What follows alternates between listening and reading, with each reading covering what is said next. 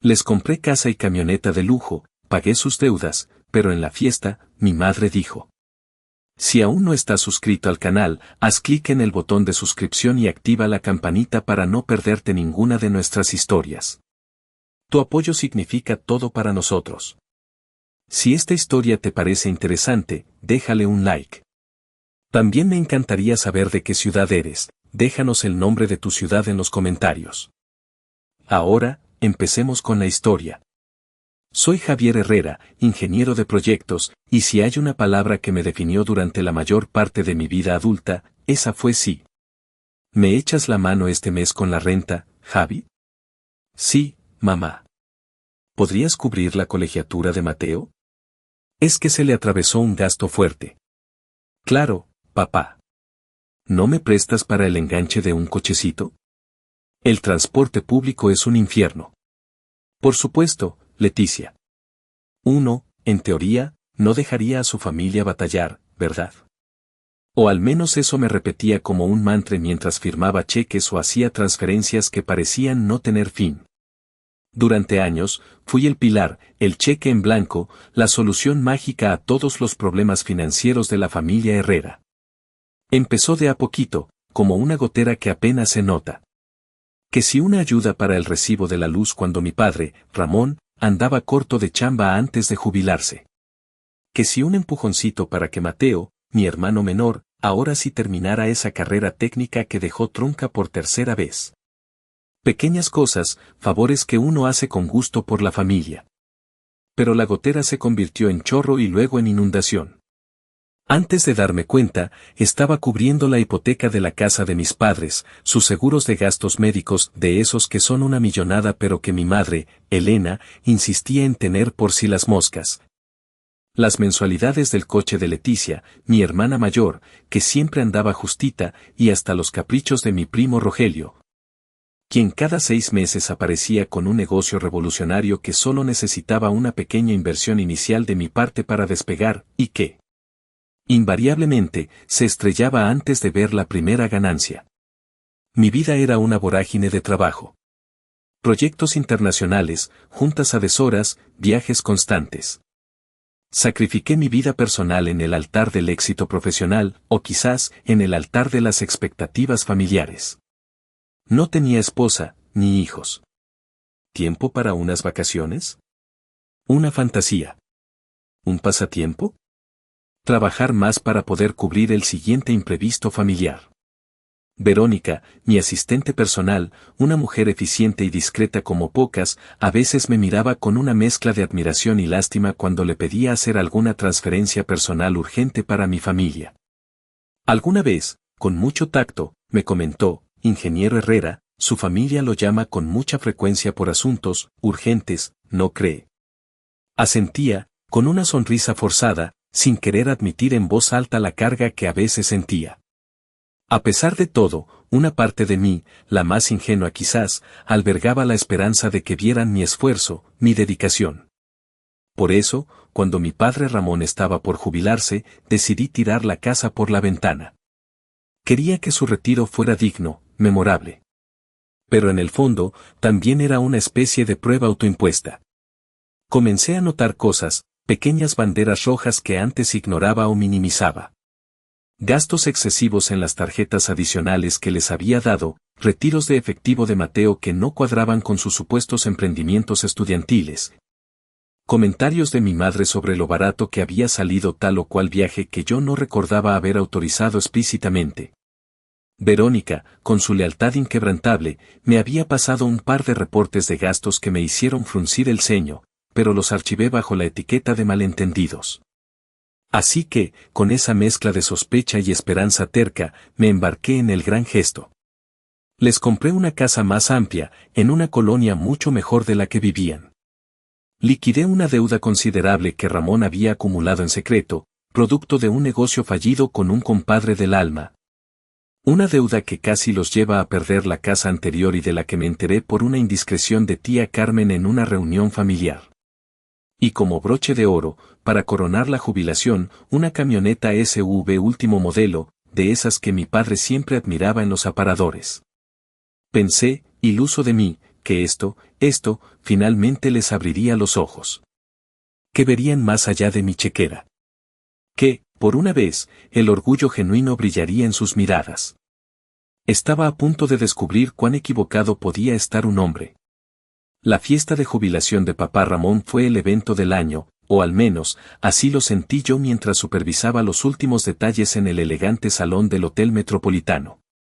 Contraté un servicio de banquetes de primera, música en vivo con un grupo versátil que tocaba desde boleros hasta cumbias para contentar a todos los gustos. Y un montaje de luces que hacía que el lugar pareciera sacado de una revista.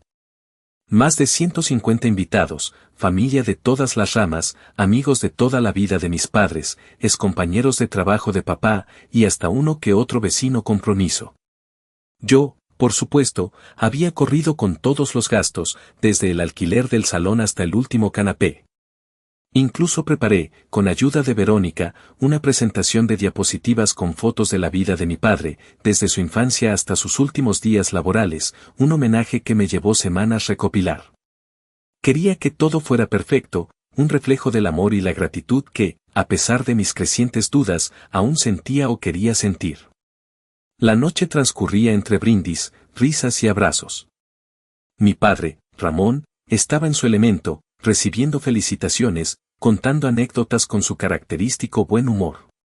Mi madre, Elena, radiante con un vestido nuevo que también había salido de mi cuenta, ejercía de anfitriona consumada.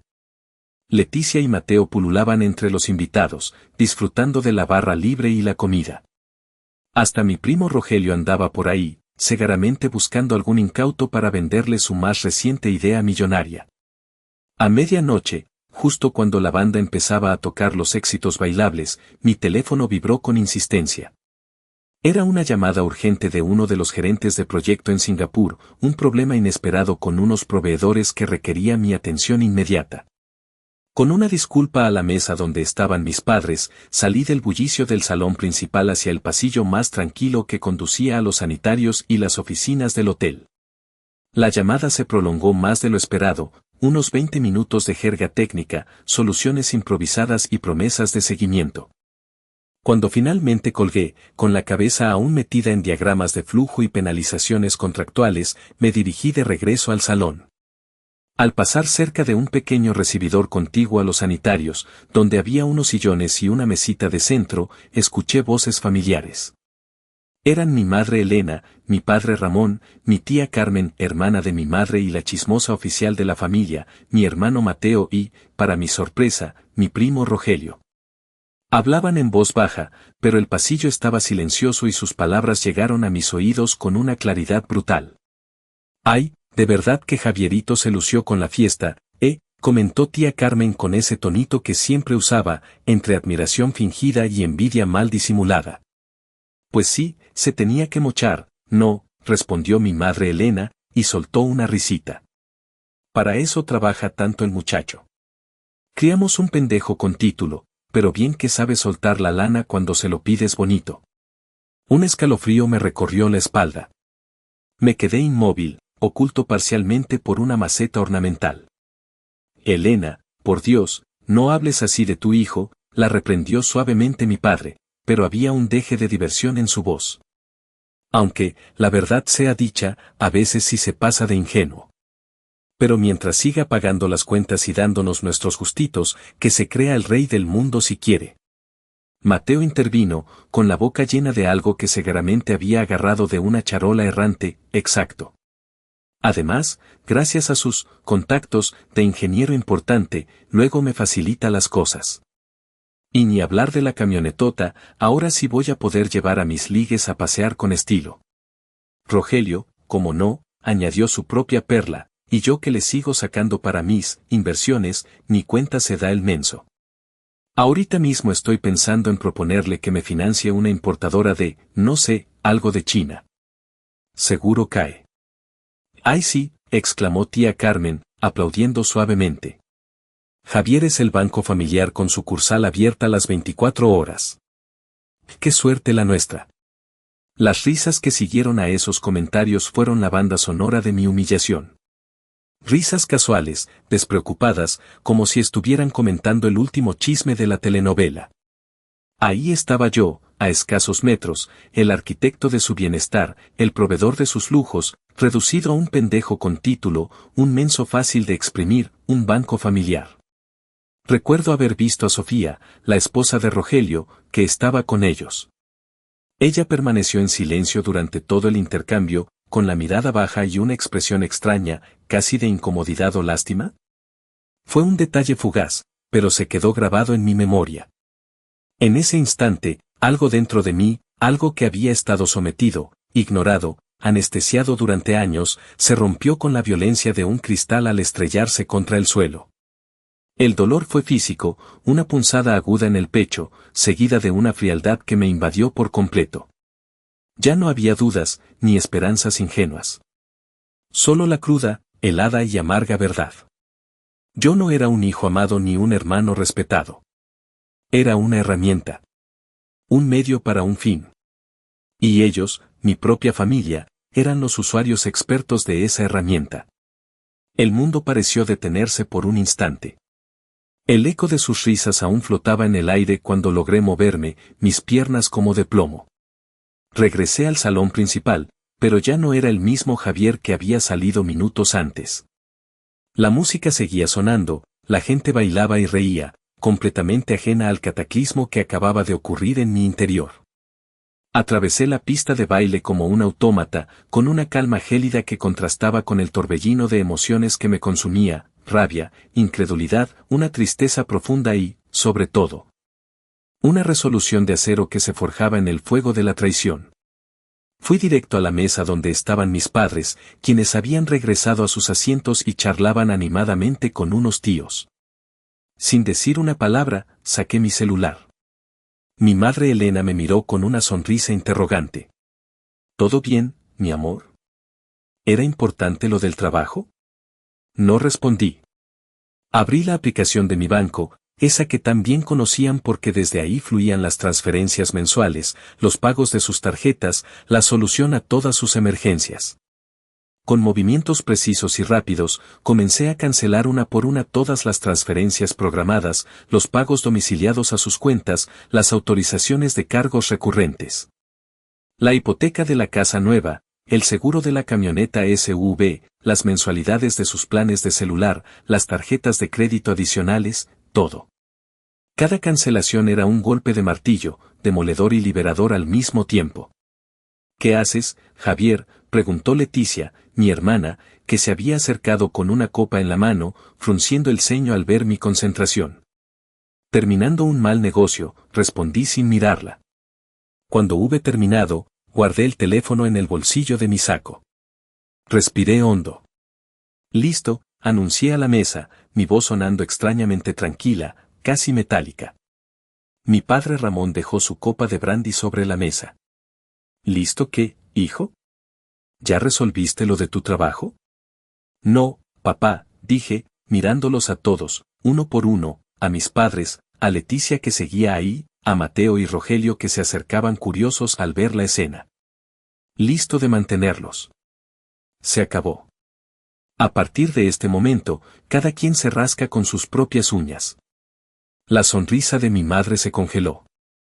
¿Qué estás diciendo, Javier? No es momento para bromas. Su voz tenía un filo de nerviosismo. No es ninguna broma, mamá, repliqué, y una risa amarga, casi un gruñido, escapó de mis labios. ¿Creen que soy un pendejo con título, porque les pago todo? ¿Un menso, al que pueden exprimir? Perfecto. Vamos a ver qué tan buenos son para administrar su propia vida cuando el banco familiar cierre sus puertas. Y les informo que la sucursal acaba de quebrar. El silencio que cayó sobre nuestra mesa fue tan denso que pareció absorber el sonido de la música y las conversaciones aledañas. Las miradas de incredulidad se mezclaban con el enojo que comenzaba a aflorar en sus rostros. Y Javier, no puedes estar hablando en serio, exclamó tía Carmen, que también se había unido al corrillo, con una risita que sonó más a graznido. Después de esta fiesta tan maravillosa que nos diste. Totalmente en serio, tía, la corté. Me giré hacia Rogelio, cuya sonrisa socarrona se había borrado. Y por cierto, primo, si necesitas capital para tu próxima inversión genial, te recomiendo que vayas a un banco de verdad. Mis servicios de financiamiento gratuito y asesoría técnica desinteresada han concluido permanentemente. Rogelio apretó la mandíbula, rojo de furia.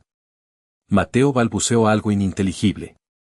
¿De verdad vas a hacer este numerito por una conversación que ni siquiera entendiste bien?, espetó mi padre, intentando recuperar la compostura. Oh, la entendí perfectamente, papá. Cada palabra. Y no es un numerito. Es una decisión. La mejor que he tomado en mucho tiempo. Me puse de pie. Disfruten lo que queda de la fiesta. Ya está pagada. Y Javier Herrera, siéntate ahora mismo, ordenó mi madre, su voz subiendo de tono, atrayendo algunas miradas curiosas de las mesas cercanas. No vas a humillarnos así. Humillarlos, repetí, con una calma que me sorprendió a mí mismo. La humillación, querida madre, me la sirvieron ustedes hace unos minutos, en bandeja de plata. Yo solo estoy recogiendo los platos sucios. Y con esas palabras, me di la vuelta y comencé a caminar hacia la salida del salón. Nadie intentó detenerme físicamente, pero sus miradas furiosas y sus murmullos indignados me siguieron como avispas. Al salir al aire fresco de la noche, sentí como si me hubiera quitado un peso enorme de encima, un peso que ni siquiera sabía que cargaba con tanta fuerza hasta que lo solté. La libertad tenía un sabor extraño, amargo por la traición, pero innegablemente dulce por la autonomía recuperada. Los días siguientes fueron un ejercicio de autocontrol. Ignoré las primeras llamadas, pero mi abogado, el licenciado Morales, un viejo amigo de la universidad, me aconsejó que grabara cualquier comunicación futura, siempre avisando al interlocutor, por si acaso. Así lo hice. Y mientras el teléfono sonaba y sonaba, yo redactaba. Unos días después, cada miembro de mi familia, padres, hermanos, tíos relevantes y primos implicados, recibió un correo electrónico certificado y un burofax con el mismo contenido. En él, con una frialdad casi quirúrgica, detallaba mi profunda decepción por la conversación que había presenciado en la fiesta de mi padre, citando textualmente algunas de las frases más hirientes que recordaba. Hice un breve recuento, sin asomo de victimismo sino como mera exposición de hechos, de los principales apoyos económicos que les había brindado a lo largo de los años. Finalmente, anunciaba de manera formal e irrevocable el cese inmediato de toda ayuda financiera o material, directa o indirecta. Concluía advirtiendo, con toda la cortesía legal posible, que cualquier intento futuro de manipulación, coacción o difamación sería respondido con las acciones legales pertinentes. Adjunté un acuse de recibo digital. La respuesta no fue el silencio. Fue el rugido de una bestia herida. Pero yo ya había cerrado la jaula. El comunicado oficial fue como echar gasolina a un incendio incipiente. Si pensaron que mi actuación en la fiesta había sido un arrebato impulsivo, un drama momentáneo del que me retractaría con la cabeza fría, se equivocaron garrafalmente. La formalidad de mi respuesta los descolocó. Esperaban súplicas, negociaciones secretas, un hijo arrepentido pidiendo perdón por su exageración. En lugar de eso, recibieron un documento que olía a abogado y a decisiones irrevocables. La lluvia de llamadas se intensificó hasta convertirse en un diluvio. Primero, fue mi madre Elena, con su repertorio completo de tácticas. Comenzó con la voz dulce y compungida: Javierito, mi amor, creo que hubo un terrible malentendido. Nosotros nunca quisimos decir. Cuando activé el aviso de esta llamada podría ser grabada para efectos de calidad y seguridad y le pedí que fuera clara y concisa, su tono cambió. Pasó a la indignación: ¿cómo te atreves a grabarme? Soy tu madre. Luego al chantaje emocional puro y duro: tu padre está destrozado, no ha probado bocado desde la fiesta. ¿Es eso lo que querías? ¿Ver a tus viejos sufrir? No respondí. Solo escuchaba, acumulando evidencia de su desesperación y su falta de arrepentimiento genuino.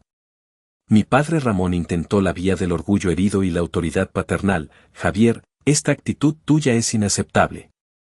Un hijo tiene obligaciones. Nos debes respeto y apoyo.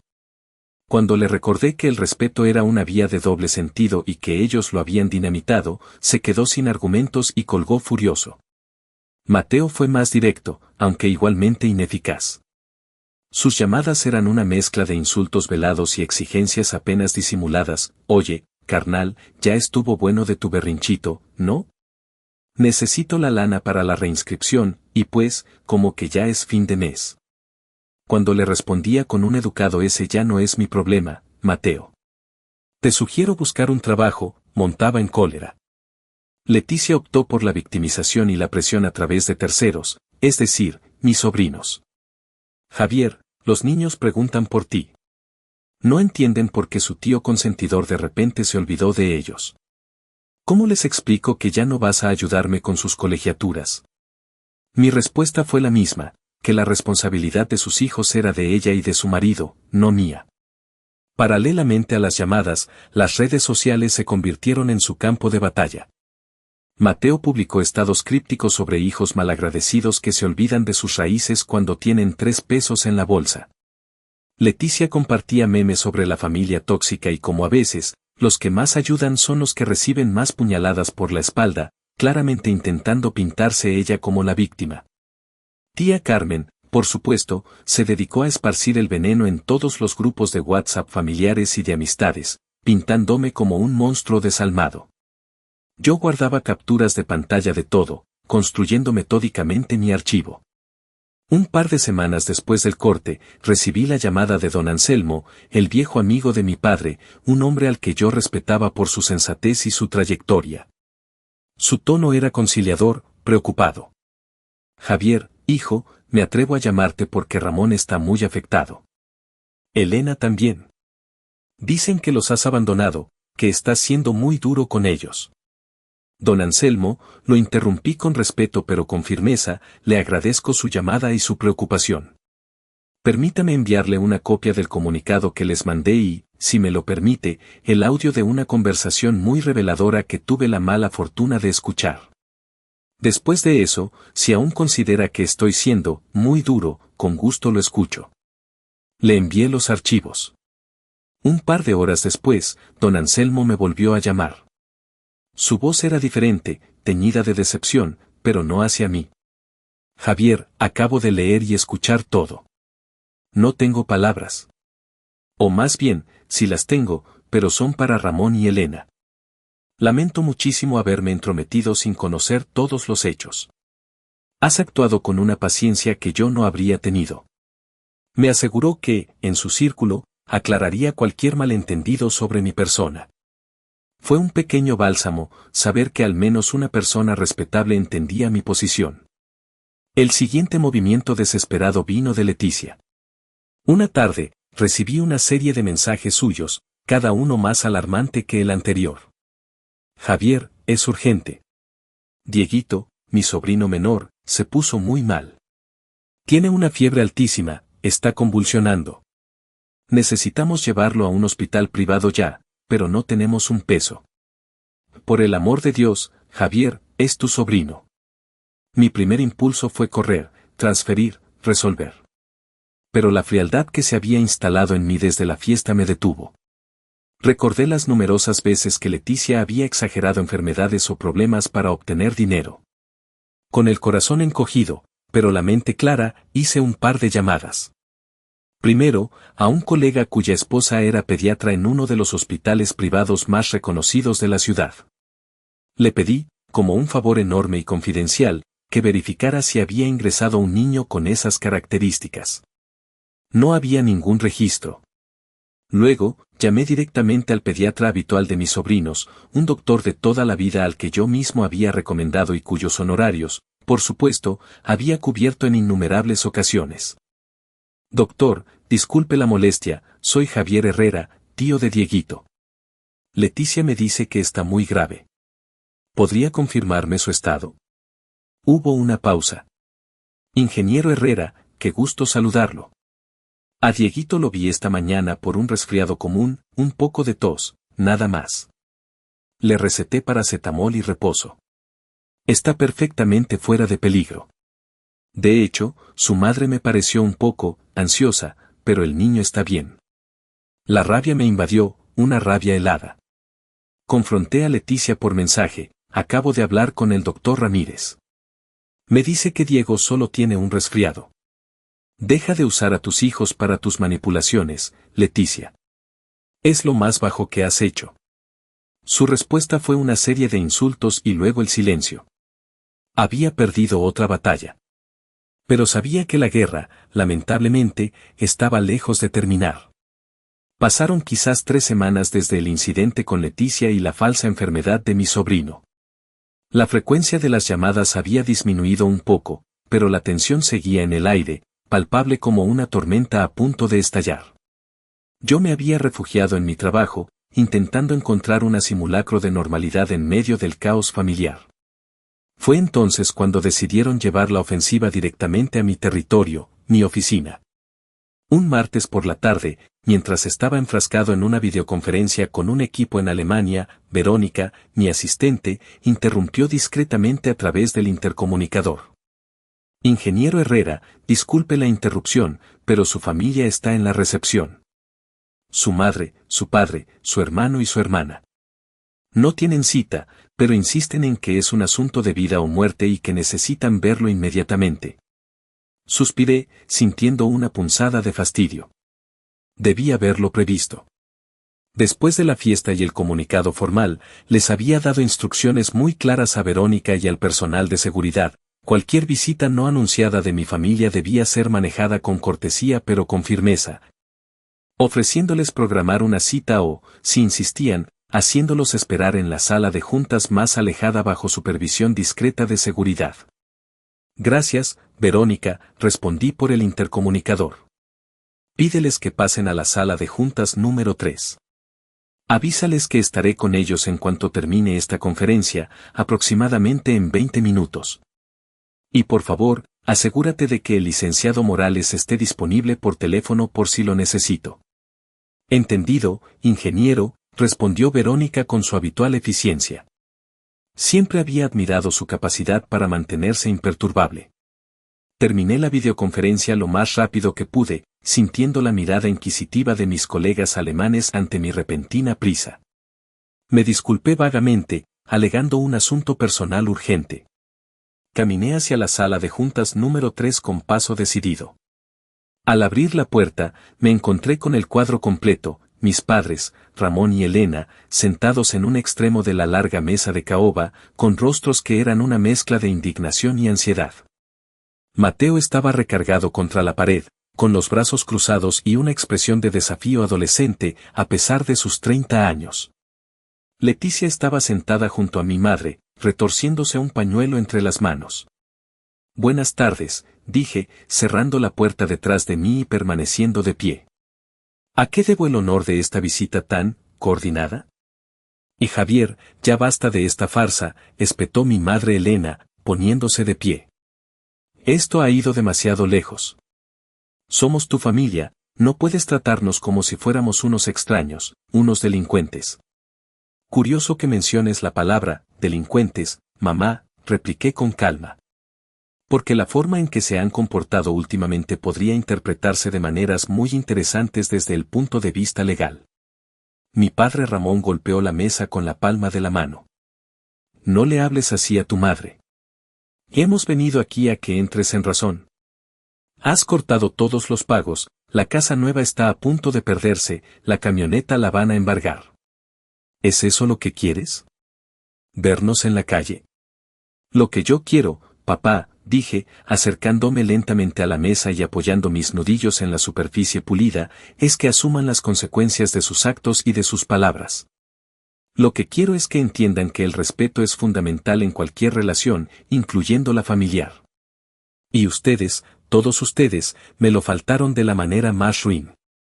Leticia comenzó a sollozar. Pero, Javier, ¿y nosotros? ¿Y los niños? ¿Qué va a hacer de nosotros sin tu ayuda? Mi esposo apenas gana lo suficiente. Leticia, la interrumpí, tu esposo y tú son adultos. Tus hijos son tu responsabilidad. Durante años, asumí cargas que no me correspondían porque quise, porque pensé que lo valoraban. Claramente me equivoqué.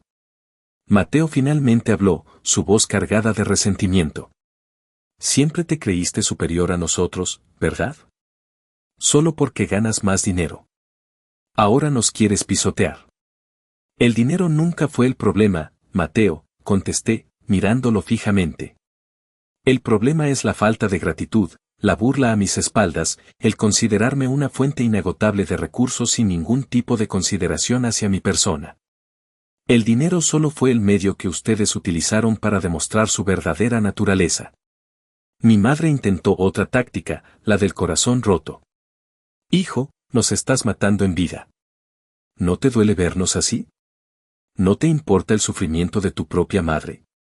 Me duele la traición, mamá. Me duele haber sido tan ciego durante tanto tiempo. Pero ese dolor ya no me paraliza. Me impulsa a protegerme. Hubo un silencio tenso. Mi padre carraspeó. Mira, Javier, quizás nos excedimos un poco en la fiesta. Fue una broma de mal gusto, lo admito. Pero no es para tanto. ¿Qué te parece si llegamos a un acuerdo? Olvidamos este malentendido. Tú reactivas las ayudas principales, no sé, la hipoteca, los seguros, lo más gordo. Y nosotros te pedimos una disculpa. ¿Trato hecho? Extendió la mano, como si estuviera cerrando un negocio cualquiera. Sonreí, una sonrisa sin alegría. Aprecio la oferta, papá. De hecho, tengo una contrapropuesta. Abrí mi portafolio, que había dejado sobre una silla, y saqué una carpeta. Dentro, había un documento que el licenciado Morales había preparado a mi solicitud, un acuerdo detallado de reconocimiento de deuda. Aquí está, dije, deslizando la carpeta sobre la mesa. Es un documento legal. Enumera todos los gastos significativos que he cubierto para ustedes durante los últimos 5 años, hipotecas, coches, deudas personales, viajes, colegiaturas universitarias de Mateo que nunca terminó. Todo debidamente cuantificado. La suma es considerable. Lo miraron como si fuera una serpiente. Si firman este reconocimiento de deuda, continué, y se comprometen legalmente a un plan de pagos, con un interés razonable, y poniendo la casa que ahora habitan y que, por cierto, está a mi nombre hasta que se liquide la hipoteca que yo gestioné, como garantía colateral, entonces, y solo entonces, consideraré la posibilidad de reanudar ciertos apoyos financieros. Pero estructurados como un préstamo formal, con todas las de la ley. El rostro de mi padre se congestionó. Mi madre ahogó un grito. Leticia dejó de llorar y me miró con odio. Mateo soltó una carcajada incrédula. «Estás completamente loco», exclamó Ramón. «¿Pretendes que te paguemos todo lo que nos has regalado? Eso es un insulto». No eran regalos, papá. Eran inversiones en una familia que pensé que lo merecía. Y como toda mala inversión, ahora busco recuperar lo posible o, al menos, establecer las bases para una relación financiera transparente y justa, si es que tal cosa es posible entre nosotros. Mi voz era firme, sin rastro de duda. Tienen una semana para revisarlo con un abogado, si gustan. Mi oferta es seria. Se levantaron en tropel, profiriendo insultos, acusaciones de ser un hijo desnaturalizado, un monstruo sin corazón. No me afectó. Mientras salían de la sala de juntas dando un portazo, sentí una profunda sensación de cierre. La emboscada había fallado. Y yo, por primera vez, sentía que tenía el control de mi propia vida financiera y emocional. La confrontación en mi oficina y mi inesperada contrapropuesta del contrato de deuda marcaron un nuevo punto de inflexión. Si antes estaban desesperados, ahora estaban furiosos y, me atrevería a decir, asustados. La posibilidad de tener que devolver legalmente las considerables sumas de dinero que les había proporcionado durante años, o enfrentar la pérdida de la casa que con tanto orgullo habitaban gracias a mí, era una amenaza demasiado real. Su siguiente movimiento no se hizo esperar, y fue uno de los más ruines y peligrosos.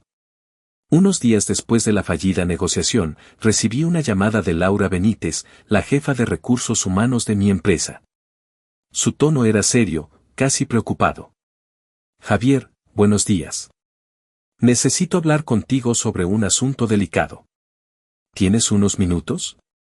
Claro, Laura, dime, respondí, sintiendo una premonición helada. Recibimos una llamada esta mañana. Una mujer que se identificó como Elena Herrera, tu madre. Sonaba muy angustiada. Nos informó que estás pasando por un severo colapso nervioso y mental, que estás bajo una presión laboral insostenible, y que ella teme por tu bienestar y tu capacidad para tomar decisiones racionales. Incluso insinuó que podría ser un riesgo para la empresa si no se te proporciona ayuda psiquiátrica urgente y un descanso obligatorio. Apreté el teléfono con tanta fuerza que mis nudillos se pusieron blancos. La audacia, la maldad de esa jugada, me dejó sin aliento por un segundo. Intentar sabotear mi carrera, mi reputación profesional, la fuente misma de los ingresos que tanto habían codiciado, era inconcebible. Afortunadamente, yo había anticipado algo así. Después de la escena en la fiesta y el envío del comunicado oficial, tuve una charla confidencial y muy franca con Laura y con mi jefe directo. Les expliqué, sin entrar en detalles escabrosos pero siendo claro sobre la toxicidad de la situación, que estaba atravesando una ruptura familiar muy complicada y que no descartaba que algunos miembros de mi familia intentaran desacreditarme o presionarme a través de la empresa. Les pedí su discreción y su apoyo para manejar cualquier eventualidad con profesionalismo. Laura, dije, manteniendo la voz lo más calmada posible, agradezco que me informes. Como te comenté hace unas semanas, estoy lidiando con una situación familiar extremadamente difícil. Te puedo asegurar, y pongo a tu disposición cualquier evaluación médica o psicológica que la empresa considere necesaria, que mi salud mental y mi capacidad profesional están intactas. Lo que mi madre ha hecho es un intento desesperado y malintencionado de manipulación, probablemente porque corté el flujo de dinero ilimitado que recibían de mí. Hubo un silencio al otro lado de la línea, y luego Laura suspiró. Entiendo, Javier. Y, para ser honesta, tu explicación previa nos preparó para algo así. Dada tu trayectoria impecable en la empresa y tu profesionalismo, sus afirmaciones nos parecieron extremas. Pero teníamos el deber de informarte y de asegurarnos de tu bienestar. La empresa te respalda, Javier. Solo te pedimos que nos mantengas informados si esta situación escala de manera que pueda afectar tu desempeño, aunque confiamos en que no será así. Gracias, Laura. De verdad. Aprecio enormemente la confianza y el apoyo de la empresa. Y no te preocupes, este asunto familiar, por doloroso que sea, no interferirá con mis responsabilidades. Colgué, sintiendo una mezcla de alivio por el respaldo de mi empresa y una furia fría hacia mi madre. Había cruzado una línea que yo jamás habría imaginado. En medio de esta tormenta, una luz inesperada apareció. Un sábado por la tarde, mientras intentaba distraerme con un café en una librería, me encontré con Elena Valdés. Una antigua compañera de la preparatoria con la que había compartido clases de física y muchas charlas existenciales adolescentes. Habíamos perdido el contacto después de la graduación, cada uno siguiendo su propio camino. Nos reconocimos al instante. Javier Herrera. No lo puedo creer, exclamó ella con una sonrisa genuina. Elena Valdés. ¡Qué sorpresa! ¿Cómo has estado? Nos sentamos a charlar durante horas. Le conté, al principio con reticencia y luego con una necesidad creciente de desahogo, la situación que estaba viviendo con mi familia. Elena me escuchó con una atención y una empatía que me conmovieron profundamente. Ella misma había tenido una relación complicada con un padrastro demandante y entendía, a un nivel muy personal, la dinámica de la manipulación familiar y la carga de las expectativas no cumplidas. Javier, me dijo al final, con una mirada comprensiva, lo que has hecho requiere un coraje enorme. Poner límites a la propia familia es una de las cosas más difíciles que existen, especialmente en nuestra cultura. Pero por lo que me cuentas, era absolutamente necesario. Nadie merece ser tratado como un cajero automático con sentimientos. Sus palabras fueron un bálsamo. Su perspectiva externa, objetiva y carente de juicios, me ayudó a validar mis propias decisiones y a sentirme menos solo en esta batalla.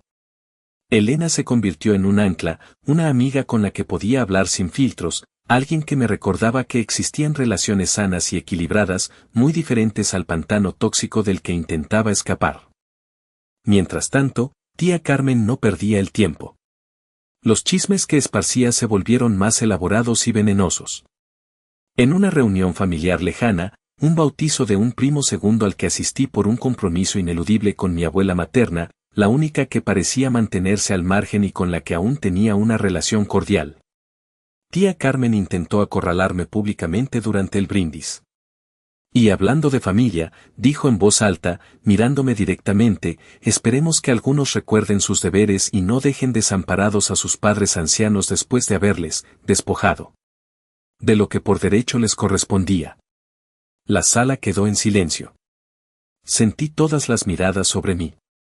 En lugar de enojarme o avergonzarme, sentí una extraña calma. Con cortesía, pedí la palabra. Querida tía Carmen, comencé, mi voz clara y firme. Agradezco tu preocupación por el bienestar de mis padres. Y ya que sacas el tema del despojo, permíteme aclarar algunos puntos. Saqué de mi bolsillo una copia doblada del comunicado que había enviado, junto con un par de estados de cuenta bancarios que había preparado previendo una situación así. Durante más de 15 años, tuve el privilegio de apoyar financieramente a mis padres y a gran parte de mi familia extendida, cubriendo hipotecas, deudas, estudios, coches y un largo etcétera. Lo hice con gusto, hasta que descubrí que ese apoyo no solo no era valorado, sino que era motivo de burla a mis espaldas. En cuanto al despojo, me temo que estás mal informada. Nunca he tomado un solo centavo que no me perteneciera. Al contrario. Detallé un par de cifras clave, de forma concisa y sin regodeo. Así que, si alguien aquí ha sido despojado, ese he sido yo, de mi dinero, de mi tiempo y, lo más importante, de mi confianza. Lamento si esta verdad incomoda tu narrativa, tía. Pero los hechos son los hechos. Tía Carmen se quedó boquiabierta, su rostro pasando del rojo al púrpura. Nadie dijo nada. El silencio fue mi victoria. Por otro lado, Rogelio, mi primo emprendedor, intentó una táctica diferente. Unos días después del incidente del bautizo, me llamó con un tono inusualmente amable y conspirador. Primo Javier, qué bueno que te encuentro. Oye, solo para que sepas, yo no estoy de acuerdo con cómo te están tratando Elena, Ramón y los demás. Siempre se han pasado de listos contigo. Si necesitas a alguien de confianza dentro de la familia, alguien que te diga cómo están las cosas realmente, cuenta conmigo. Yo puedo ser tus ojos y oídos. Lo dejé hablar, sintiendo una mezcla de asco y diversión. Cuando terminó su perorata, simplemente respondí, aprecio tu lealtad repentina, Rogelio. Pero conozco perfectamente tus motivaciones. Y no, gracias. No necesito ojos y oídos. Necesito distancia. Que tengas un buen día. Y colgué antes de que pudiera replicar. La batalla se libraba en múltiples frentes, pero por primera vez sentía que tenía aliados, tanto internos como externos, y sobre todo, me tenía a mí mismo, con una claridad y una determinación que me sorprendían. Después del fiasco de la llamada a recursos humanos y la confrontación pública con tía Carmen, hubo un periodo de relativa calma. Supongo que estaban reagrupándose, buscando una nueva estrategia. La calma, como suele suceder en estas situaciones, era simplemente el preludio de una tormenta mayor. Y esta vez, la protagonizó Mateo, mi hermano, con una trama digna de una película de serie B. Una noche, mientras revisaba unos informes en mi estudio, mi teléfono personal sonó. Era un número desconocido, pero algo me hizo contestar. Bueno. Javier. Eres tú, carnal, la voz al otro lado sonaba agitada, casi sin aliento. Era Mateo. Sí, soy yo, Mateo. ¿Qué pasa? Son las 11 de la noche. Mi tono era frío, distante. Carnal, gracias a Dios que contestas. Necesito tu ayuda, güey, pero en serio. Es un pedo gigantesco. Su voz transmitía un pánico que, por un instante, me pareció genuino. ¿Te acuerdas que te dije que andaba viendo unos terrenos con unos cuates para un proyectito inmobiliario? Pues resulta que esos cuates no eran trigo limpio. Eran unos inversionistas medio pesados, ¿me entiendes? No, Mateo, no te entiendo. Sé más claro, respondí, ya con las alarmas encendidas. Pues que nos metimos en un broncón con una financiera, Patito, que nos prestó una lana para arrancar. Resulta que los socios de papá, con los que supuestamente iba a hacer un pequeño desarrollo, desaparecieron con la feria, y ahora la financiera nos está cobrando a nosotros, a papá como aval y a mí como gestor. Nos están amenazando con demandarlo por fraude y hasta con embargarle la casa donde viven ahora, la que están rentando. Y dicen que si no pagamos 750,000 pesos para el próximo viernes, se lo llevan al bote. 750,000 pesos. Unos $40,000. Una cifra considerable, pero curiosamente cercana al monto anual que yo solía destinar a los imprevistos familiares antes del corte. Demasiada coincidencia. Mateo, dije lentamente, explícame algo. ¿Cómo es que papá, que se supone que está jubilado y sin ingresos fijos, se metió de aval en un préstamo de esa magnitud para un desarrollo inmobiliario? ¿Y cómo es que tú, que no tienes un trabajo estable ni experiencia en el ramo, estabas gestionando dicho proyecto? Hubo una pausa. Bueno, es que, papá pensó que era una buena oportunidad, y yo pues, le estaba ayudando con los trámites, ya sabes, para moverme. No, Mateo, no lo sé. Lo que sí sé es que esta historia suena muy conveniente. Fingí preocupación. A ver, dame los nombres de esa financiera y la ubicación exacta del supuesto desarrollo. Quizás pueda ayudarles a revisar los papeles, ver qué se puede hacer legalmente. Mateo, con sorprendente rapidez, me dio un nombre rimbombante de una financiera Soluciones Express y la dirección de un terreno baldío en las afueras de la ciudad que yo sabía que llevaba años en litigio. Está bien, Mateo, dije. Déjame hacer unas llamadas. Te marco más tarde. Colgué y, de inmediato, me puse en contacto con el licenciado Morales. Le expliqué la situación. En menos de una hora, con la ayuda de un gestor conocido y una búsqueda rápida en registros públicos y bases de datos de reputación crediticia, teníamos un panorama más claro. Financiera Soluciones Express era, en efecto, una empresa de préstamos con intereses altísimos y métodos de cobro muy agresivos, al borde de la usura. Pero no estaban vinculados al crimen organizado como Mateo intentaba dar a entender con su tono de inversionistas pesados. El terreno estaba, efectivamente, en litigio y no tenía permisos de construcción de ningún tipo. Lo más revelador fue que encontramos un pequeño rastro de una deuda personal considerable a nombre de Mateo con esa misma financiera, una deuda que había contraído meses atrás para uno de sus negocios fallidos. La trama era burda, pero desesperada. Mateo, ahogado por sus propias deudas, había intentado involucrar a nuestro padre en una nueva maraña, o simplemente estaba usando la figura de Ramón para intentar sacarme dinero y cubrir su propio pellejo, inflando la situación para hacerla parecer una catástrofe familiar inminente. Volví a llamar a Mateo. ¿Qué pasó, carnal? ¿Pudiste averiguar algo?, preguntó con ansiedad. Sí, Mateo, averigüé bastante, respondí, mi voz gélida. Averigüé que, Financiera Soluciones Express, son unos usureros de quinta, pero no los capós que pintas. Averigüé que el terreno es un nido de problemas legales. Y lo más interesante, Mateo, es que averigüé que tú tienes una deuda personal bastante considerable con ellos.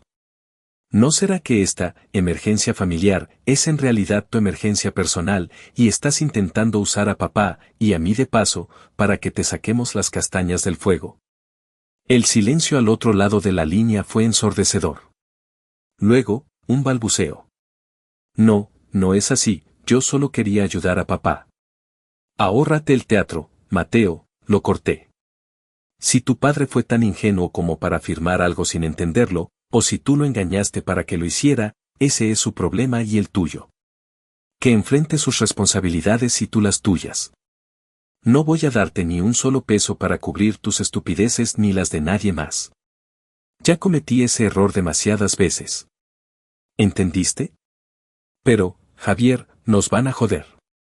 De verdad, su voz sonaba ahora más a berrinche que a pánico. Pues que así sea, Mateo. A veces, tocar fondo es la única manera de aprender a nadar.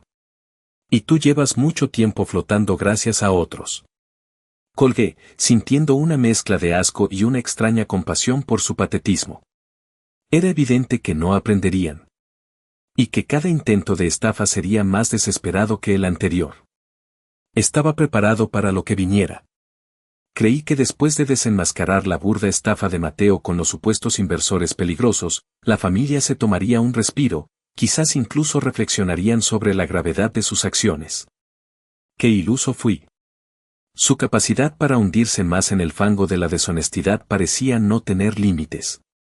La siguiente jugada fue, quizás, la más pública y, en muchos sentidos, la más dolorosa para mí, porque no solo buscaba mi dinero, sino también destruir mi reputación de una manera calculada y cruel. Una mañana, mientras tomaba mi primer café y revisaba correos antes de ir a la oficina, me topé con un email reenviado por Elena Valdés, mi amiga de la preparatoria. El asunto simplemente decía, Javier, tienes que ver esto. No lo puedo creer. Adjunto venía un enlace. Con un mal presentimiento, hice clic. La página que se abrió me revolvió el estómago. Era una campaña en donadora.mx, una conocida plataforma de crowdfunding mexicana. El título, en letras grandes y sensacionalistas, rezaba, salva a nuestros viejitos de hijo desagradecido y millonario. Debajo, una foto mía, sonriente, tomada en alguna Navidad pasada, junto a una foto de mis padres con expresiones compungidas, claramente sacada de contexto o incluso editada para parecer más lastimosa. El texto de la campaña era una obra maestra de la victimización y la calumnia.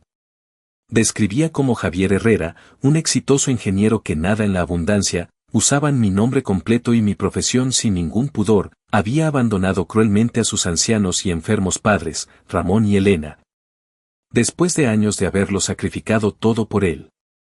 Decía que los había dejado en la miseria. Sin dinero para medicinas ni para pagar la renta de un humilde departamentito al que se vieron obligados a mudarse tras ser despojados de su hogar por las deudas que su malvado hijo se negó a cubrir. Pedían donaciones para ayudar a estos pobres viejitos a sobrevivir el invierno, comprar sus costosos medicamentos para el corazón y la diabetes, enfermedades que, convenientemente, se habían agravado por el sufrimiento. Y quizás, solo quizás, tener una vejez digna lejos de la crueldad de su desnaturalizado hijo. La meta de recaudación era de 250,000 pesos.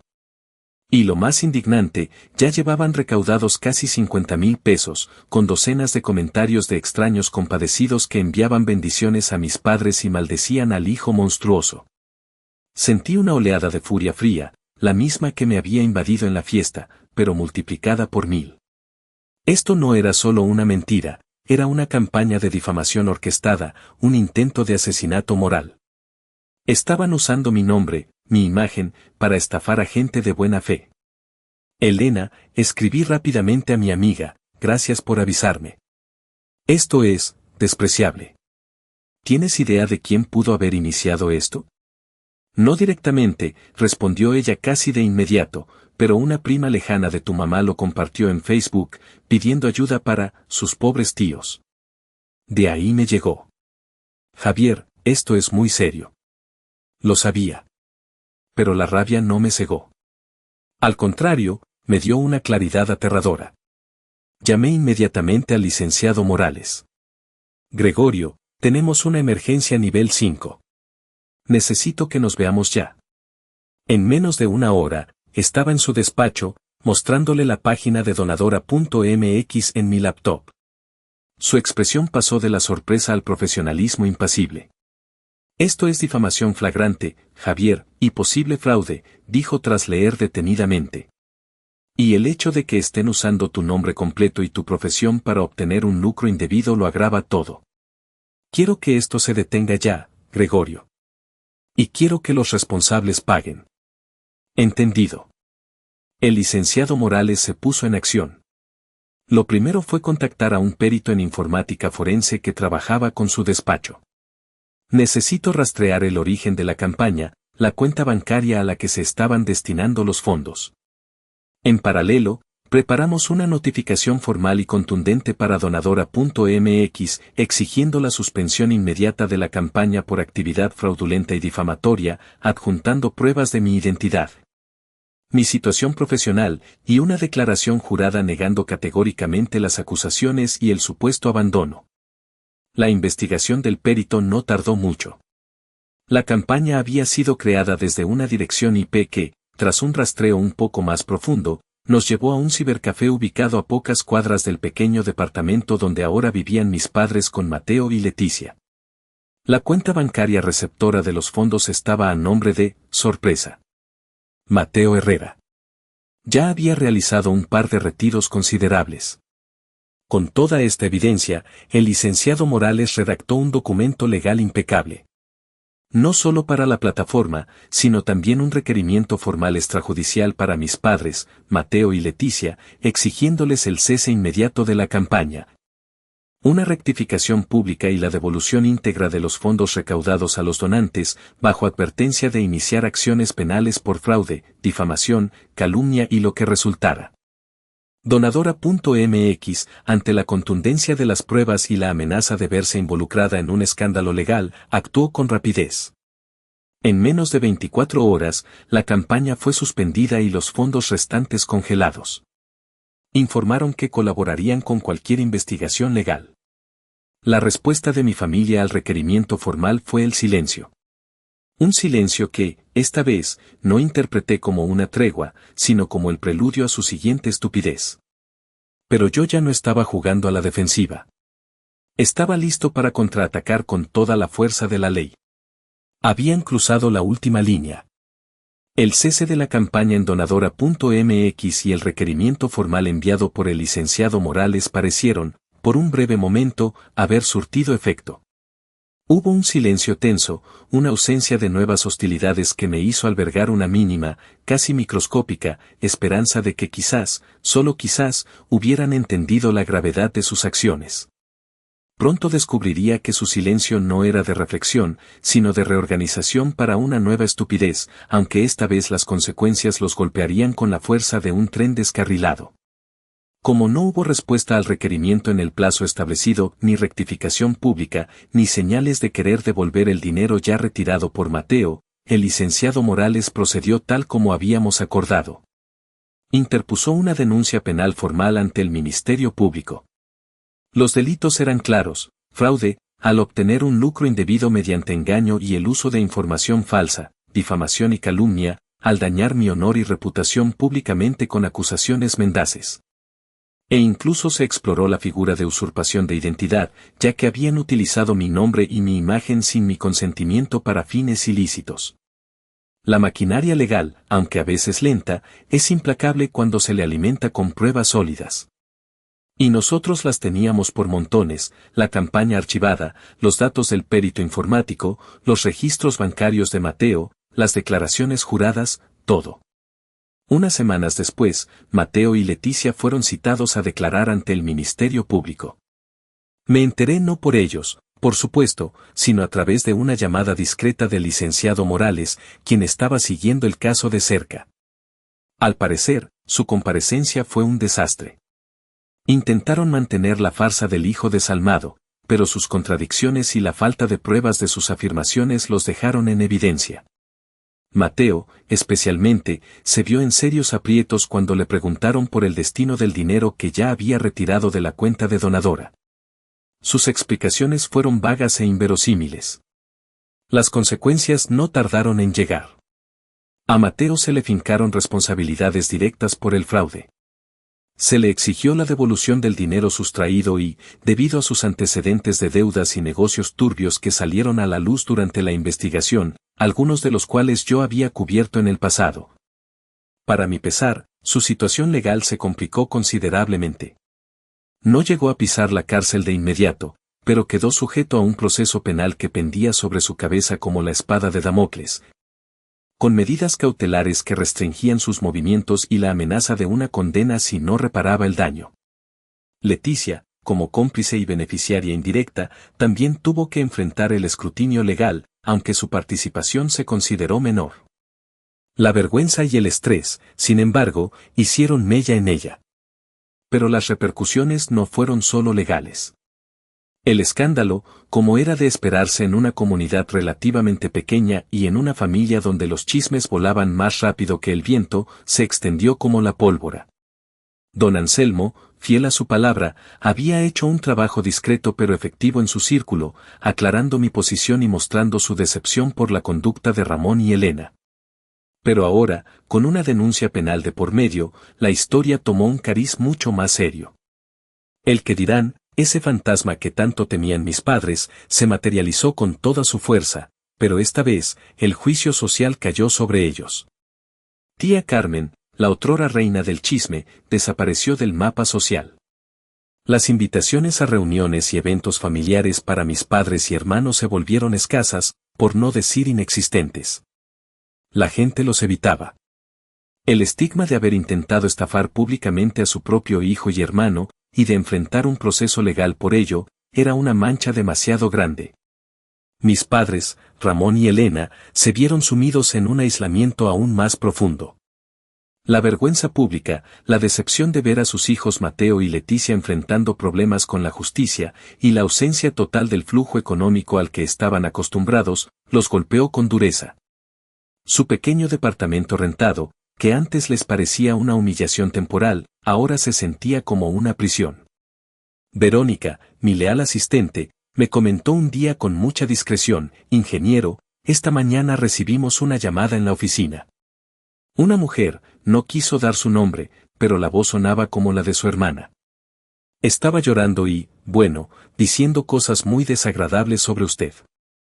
Seguí el protocolo que me indicó y le dije que usted no tomaba llamadas personales en la oficina y que cualquier asunto debía tratarlo por las vías adecuadas. Colgó abruptamente. Asentí, sin decir nada. No sentía satisfacción, para ser honesto. Quizás un poco de justicia, sí, pero sobre todo, una tristeza honda por el nivel de autodestrucción al que habían llegado. Habían tenido múltiples oportunidades para detenerse, para reflexionar, para pedir perdón sinceramente. Eligieron, una y otra vez, el camino de la mentira, la manipulación y la agresión. Y ahora, estaban cosechando los frutos amargos de esa siembra. Yo, por mi parte, intentaba seguir adelante. Mi amistad con Elena Valdés se fortalecía, ella era un faro de normalidad y sensatez en medio de la locura. Mi trabajo seguía siendo exigente, pero ahora lo enfrentaba con una energía renovada, sin la carga constante de las demandas familiares. La libertad era costosa, sí, pero cada día me convencía más de que había valido la pena pagarla.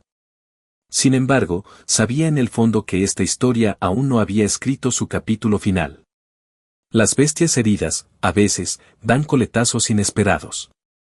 Tras el vendaval legal y social que siguió al desastre del GoFundMe, se instaló un silencio diferente. Ya no era la calma tensa que precede a la tormenta, sino más bien el eco vacío que queda después de ella. Pasaron varios meses, quizás 6 o 7. Meses en los que me dediqué por completo a mi trabajo, a cultivar mi amistad con Elena Valdés, quien se había convertido en una confidente invaluable, y, sobre todo, a reconstruir mi propia paz interior. Las llamadas cesaron. Los mensajes dejaron de llegar.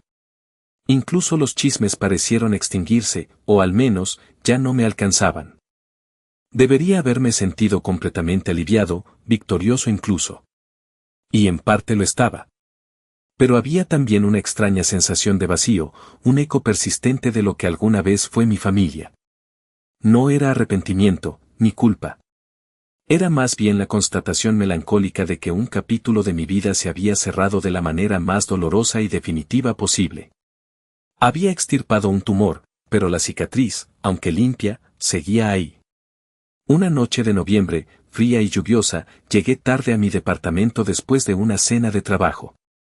Estaba cansado, deseando solo una ducha caliente y mi cama.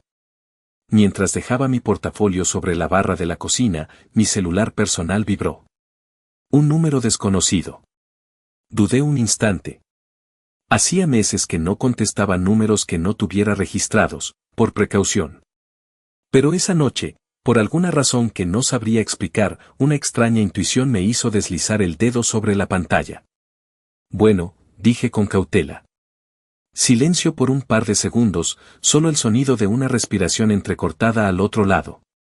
Luego, una voz de mujer, baja y temblorosa. ¿Javier? ¿Javier Herrera? No reconocí la voz de inmediato. ¿Quién habla? Soy Sofía. Sofía de Gallardo. La esposa de tu primo Rogelio. Me quedé helado. Sofía. La esposa de Rogelio. La mujer callada y observadora que había estado presente en la infame conversación de la fiesta de mi padre, la que había mantenido un perfil bajo durante todo el conflicto. ¿Por qué me llamaba ahora, después de tanto tiempo? Sofía, respondí, mi tono volviéndose instantáneamente alerta. ¿Qué sucede? ¿Está todo bien? No, Javier, no está nada bien, su voz se quebró ligeramente. Yo sé que no debería estar llamándote. Rogelio me mataría si supiera.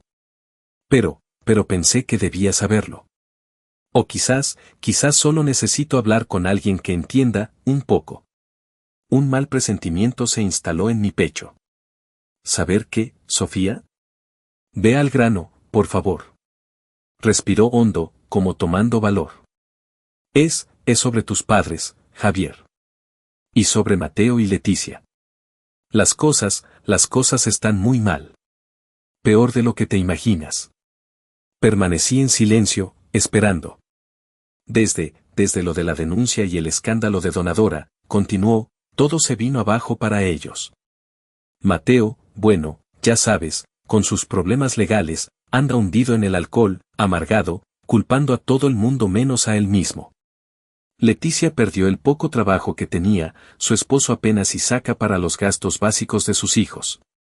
Viven todos juntos, tus padres, Mateo y Leticia con los niños, en el pequeño departamento que rentaron después de perder la casa. Es un infierno, Javier. Se la pasan peleando, gritándose, sacándose en cara sus errores. La miseria saca lo peor de la gente, ¿sabes? Lo imagino, respondí secamente, aunque una punzada de algo parecido a la lástima intentó abrirse paso. Rogelio y yo, intentamos ayudar al principio, siguió Sofía, su voz cargada de un cansancio infinito. Con algo de despensa, alguna ayuda para los niños. Pero es como echar agua en un saco roto. Rogelio también está desesperado, sin trabajo fijo desde hace meses, y ver a tu familia así, lo está arrastrando a él también. Ya casi no nos hablamos. Entiendo que la situación es difícil para ti, Sofía, dije con más suavidad de la que pretendía. ¿Pero por qué me llamas a mí? Sabes que mi relación con ellos terminó. Ella dudó un largo instante. El silencio al otro lado de la línea era pesado, cargado de palabras no dichas. Finalmente, con la voz apenas un susurro, confesó. Es tu madre, Javier. Elena. Ella está enferma. Sentí un vuelco en el estómago, una sensación fría y desagradable. ¿Enferma? ¿Enferma cómo? No lo sé con exactitud, respondió Sofía, y pude escuchar un sollozo contenido. Ha perdido muchísimo peso, Javier. Está en los huesos. Apenas habla, apenas come. Se pasa el día en cama, mirando al techo. Leticia dice que se queja de dolores, pero no la han llevado al médico. No tienen dinero, dicen ellos, y tu mamá se niega. Dice que para qué, que ya no le importa nada. Exhalé lentamente, procesando la información. La imagen de mi madre, la mujer fuerte y manipuladora que conocía, reducida a una sombra de sí misma, era perturbadora, incluso para mí. Sofía, pregunté con la voz tensa, ¿por qué me estás contando esto? ¿Qué es lo que realmente quieres? Hubo otra pausa, más larga esta vez. Y luego, la verdad, cruda y desnuda. Tu madre me pidió que te llamara, Javier, admitió finalmente, su voz rota. Ella no se atrevió a hacerlo directamente. Dice que preferiría morir antes que volver a rogarte por ayuda. Pero yo sé que en el fondo, ella espera que tú reacciones. Que al saber lo grave que está, quizás vuelvas. Que esto sea lo que te haga recapacitar. Cerré los ojos, sintiendo un cansancio profundo, ancestral. Ahí estaba. El último, desesperado intento de manipulación, disfrazado de enfermedad y súplica indirecta. Usando a Sofía, la única persona que quizás aún conservaba una pizca de mi consideración, como mensajera de su desesperación. La partida de ajedrez aún no había terminado.